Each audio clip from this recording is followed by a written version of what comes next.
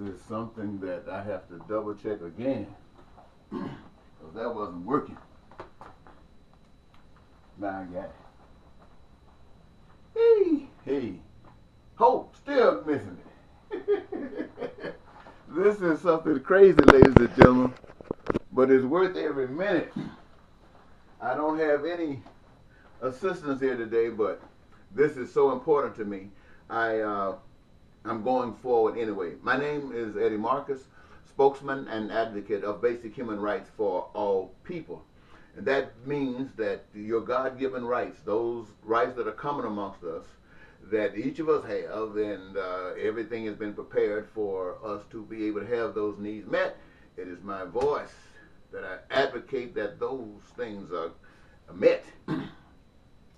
But I ask this question: what does it take to get the American people to trust God's way to peace, to prosperity, and joy, instead of America's capitalism? You know, at the age of 28, my life changed by all the pain and suffering that I saw being experienced by my brothers and sisters all over the world. I called it being born again.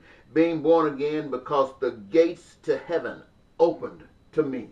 From inside, I seen a vision of peace, a vision of prosperity and joy that was being experienced every day.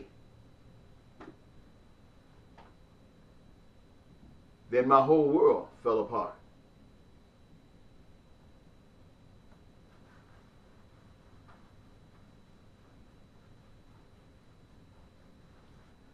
Because from that, I saw America for what it is. I saw a scam. The entire system of social and economic barbarism is that America. So a choice had to be made, and I made it. I wanted to follow the path of heaven and not the path of hell. I chose heaven. Well, my wife left me. But God gave me a vacation, free vacation basically, where I had a chance to visit foreign countries that I never would have seen had it been otherwise. And so, ladies and gentlemen, my sisters and brothers, I want you to know that because of that, I came back to tell you, to tell America, to tell the world the way to peace, the way to prosperity, and the way to joy. And when the people would not hear of it, I committed crimes, staking my freedom to convince you the people, that the way of God works. But my hope in the people landed me in jails and in prison. For 33 years I tried politically, I tried through the church, only to find that all the people chose and chooses to take advice from take advice from and follow the world's greatest crooks. Isn't that amazing? Over the past several years, I've focused on the problems of the church. I found that the church operates under the concept of mind control, not of God, but of the enemy of God. They argue about whether Mary was a virgin or a whore, whether Jesus was the Son of God or a pimp, whether the Jew is chosen or a murdering, conniving, thieving bunch of devils, whether God is the devil or the devil is God, to whether one man's version of the Bible is superior to the version of another, and that God who gives everyone choice, violated the practices by inspiring his word to be written by men with the inability to change or alter any of it. It reminded me of a karaoke show I witnessed just the other night. I had done a lot of meditating and thinking about ways to try to enlighten you or to wake you up. And I decided to stop by this bar to have a beer. Luckily, they were having a program that I was not familiar with. They had a final for a karaoke show. So I would think I was blessed to get some entertainment. I got my beer and I sat back and I began to watch it. They had some great singers and they had some so-so singers. You know how it is with karaoke. But the thing that makes me bring this to your attention, and the thing that was so amazing to me, is that there were some singers that were really great. And there was one particular singer that was so outstanding that when he had finished, he got a standing ovation. The whole place went wild. But now to make a short story shorter, they chose 5 places, 3 alternates, total of 8. Now, the greatest of them all came in as an alternate. One of the better singers came in at 5th place. And the other 2 alternates and the other 4 placers were of those singers who could barely sing at all. It was the funniest thing that I could imagine. And the reason that it was so funny is that I had just got through contemplating situations of life, just as I've shared here with you. And here it was materializing right between these two. My eyes, I saw where people sitting there observing what was going on, knowing who was singing great, and then watching these final determinations, going to people who didn't even really need a place at all. They were just like that. Or there was no difference between them and those who didn't win anything. And yet this went over.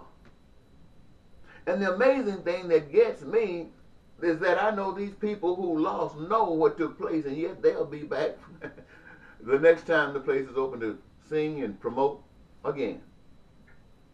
The same thing that I saw.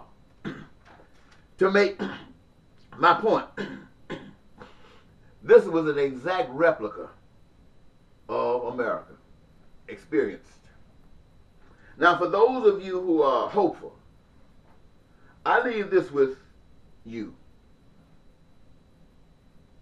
Once you were in your mother's womb, then a time came and you had to die to that womb. You had to leave. You had to leave there and enter into a brand new world. You came into, and you left your placenta. You came out of that. But when you came into this world, you came with a new placenta, and that's this body. And this world, this earth, this America became the womb.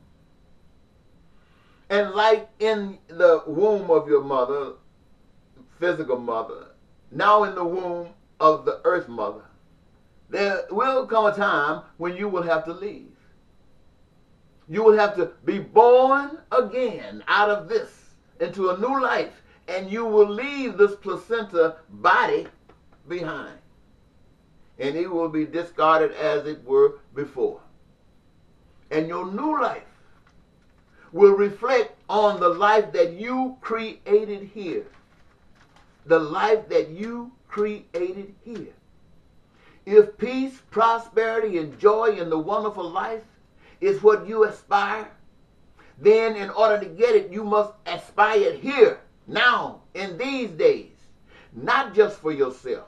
But if it's not happening for everybody else, then it is a duty and responsibility for you to work it out for others, just like you want it for yourself.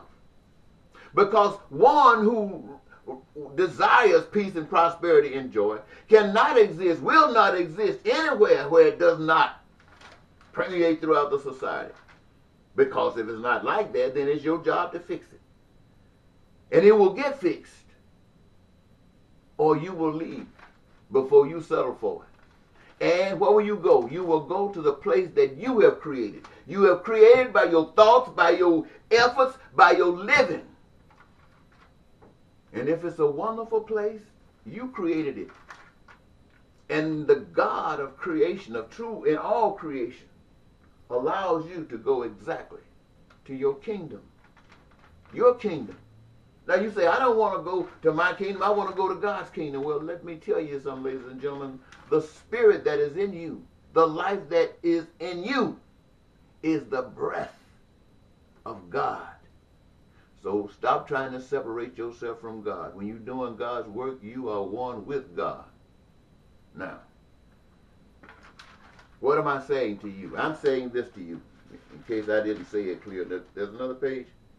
Oh yeah, let me tell you this. Many preachers stand before you, and they know that this biblical stuff is all fake and phony. They know it. And when I say fake and phony, I'm not saying that none of it is true. I'm just saying it's designed not to work for you, but to work for the power that put it together. You don't believe that, and I don't expect you to believe it. I'm just telling you that because it's true. But there are people who stand before you who know this, and they know you don't know it, and so they take advantage of you. There are people who stand before you calling themselves preaching the word of God, and they believe it with every bit of their being, that every word, that everything about it is true. They believe it. And when they oil you down and lay hands on you and pray that your problems dissipate, and they walk away with like they have no shame, and you stand up walking away with those same problems that you had when you came there, and yet you are weak enough to come back for another dose of that stuff next week. It doesn't matter how serious a person is about something. If it ain't no good, it's no good. If you eat it and it'll make you sick, it will make you sick, regardless of how much you think it won't. So I'm telling you that the opportunity that you have here in this life is in your hands. And whether that opportunity is good or bad must be weighed on some principles. And those principles, I'll just tell you rightly what it is. Whatever it is that you want to do, think about doing, ask yourself this. Is it good for the human race? If it's good for the human race, then it's God. If you say, is anybody suffer from it? And the answer say yes, put it down. It's from the devil. What I mean by the devil is from self. It's from that which causes cancer, that destroys. Put it down. Because there's enough stuff that works wonderfully. Just look for it. Now, I'm saying some stuff to you that you just can't comprehend right now. I've lived in the same world that you're living in today. And I know where this world is going. Right now, you have just decided that you were going to choose for President of the United States what has been put before you. And you have had put before you the representation of the most evil consciousness that you can ever imagine. And these two represent that power. And you have accepted these choices, and you will be voting for one or the other, saying that you will be